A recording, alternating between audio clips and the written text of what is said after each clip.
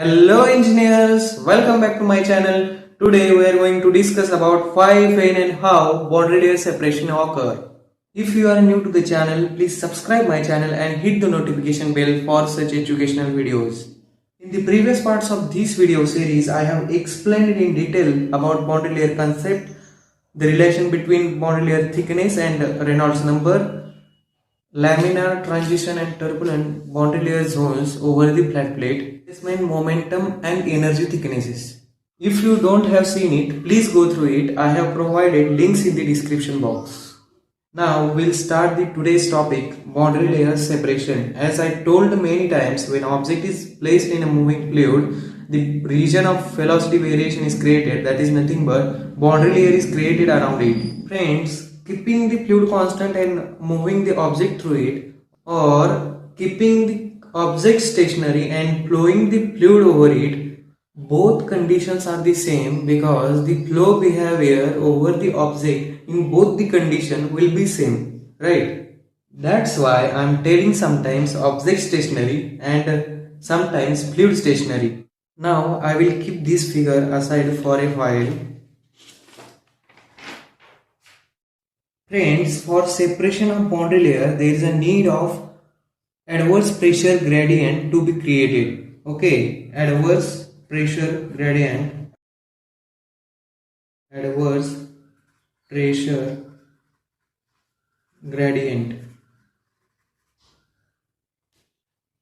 Pressure gradient is nothing but rate of change of pressure. If you consider 2 points, let's say pressure P1 and P2, then the pressure gradient will be, if this is distance is take this is as x1, this is as x2, then the pressure gradient will be P2 minus P1 upon x2 minus x1, and this is denoted by dP by dx. This is the pressure gradient. It is nothing but the rate. When the static pressure of the fluid increases along the direction of the flow, it is nothing but flow is flowing from low pressure region to high pressure region. Then if we calculate the pressure gradient for such flows, then it will be adverse pressure gradient. Adverse pressure gradient opposing the fluid flow. Okay. Now let's take an example of flow over a semi-infinite flat plate. As we know that the particles near the surface of the object started to losing its momentum. Okay, I am drawing.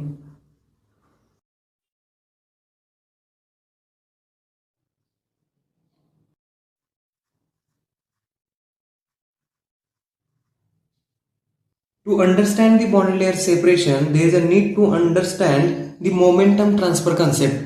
For that, we will focus on this particle. Okay, let's say this particle I drawn here. Now, the above particle is here. Again, downward particle.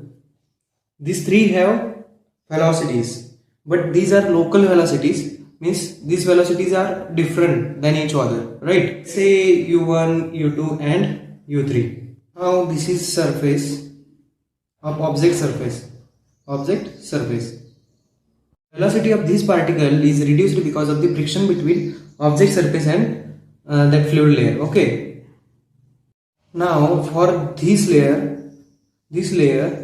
particle tries to reduce its kinetic energy, right? Because of friction.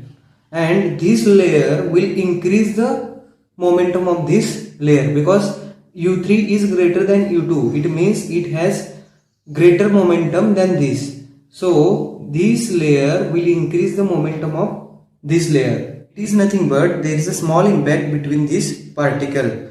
The transfer of the momentum from this particle to this particle is nothing but momentum diffusion or momentum transfer. This same phenomenon is occurring inside the boundary layer region.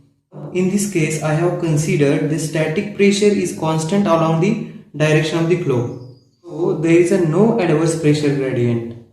Means no opposing force for this particle. Right? I explained this phenomenon before for constant pressure. If there is a difference in pressure occur, then the one force will act on every particle to oppose the motion, right? As in this case, there is a no adverse pressure gradient, so there will not be any boundary layer separation over the flat plate at constant static pressure. Now consider this case where the static pressure increases along the direction of the flow. Static pressure increases in this direction. So if you calculate the pressure gradient, dP is always greater than 0.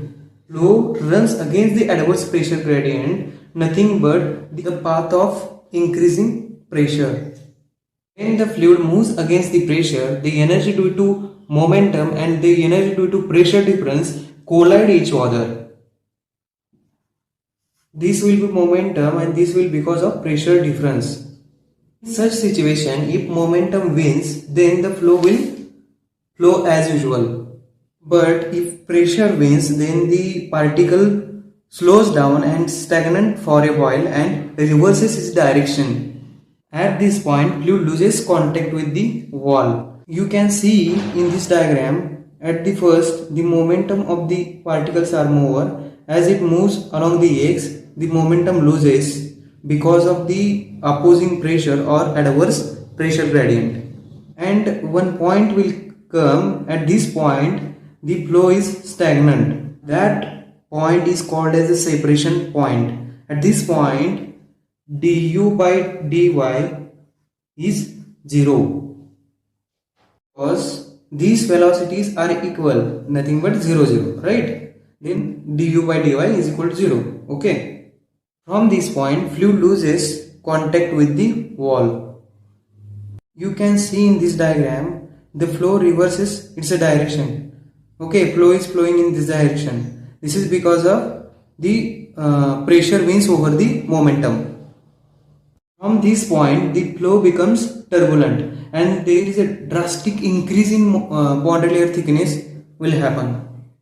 It is undesirable for some cases because it increases lots of drag.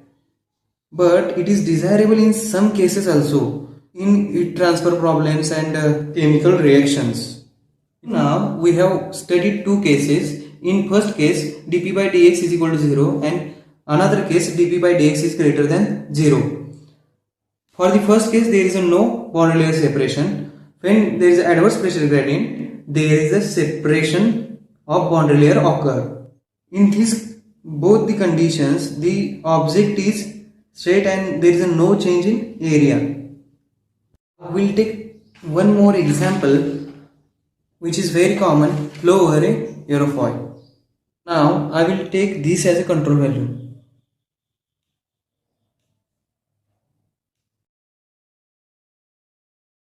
You can see that this area is decreasing up to this point and after this point area is increasing, right? You might be knowing that as area decreases the velocity increases and pressure decreases, and as area increases the velocity decreases and pressure increases. I will proceed further with considering you know the relation between velocity, area and pressure. Now I will draw the plot of velocity variation and pressure variation across the surface of the aerofoil.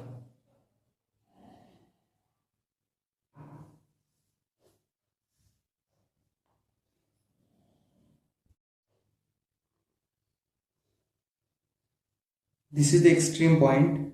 Means at this point velocity is maximum and pressure is minimum. X. This is the V infinity starting velocity will increase up to this point and then it will reduce to this. For pressure, let's start with 1 atmosphere at the starting, then it will decrease, then it will start increasing as area increases. It looks like lines, but it is not a lines, it is a curve. As our surface is curve, the variation graph also like big curve. Okay. Now up to this point, du by dy will be greater than 0. dP by dx is less than 0. Now at this point velocity is maximum and at this point pressure is minimum. Now in this region, pressure starts increasing, velocity is reducing. Now this region will act similar like this. Only the difference is here velocity changes and here the velocity is constant. Both the conditions have the adverse pressure gradient. In this region up to this point there is no adverse pressure gradient. Right. So at this point the particles have the highest momentum. As it moves further, it starts losing its momentum like this. And one point will come, this point, where du by dy is equal to 0. This value is within the boundary layer. Okay, don't confuse. This value is within the boundary layer between two layers of a fluid. After this point, fluid loses the contact with aerofoil and changes the direction, goes in reverse direction. You can see this region. At this region, dp by dx is greater than 0. This is at angle of attack 0. If you change the angle of attack, this is the aerofoil. If you change this angle, as we increase the alpha, the separation point will move towards leading edge. We will see the animation video. As angle of attack increases, how flow behaves over the aerofoil. Clearly you can see in this video about boundary layer separation point versus angle of attack. As angle of attack increases, the separation point moves towards the leading edge. As angle of attack increases, you can see there is a more disturbed flow over the wing surface. More disturbed flow means more drag. After some angle of attack, if we are increasing again, then wing will not produce lift. In this condition, wing is said to be stalled. I hope you understood the video. If you have any doubts, please write in a comment.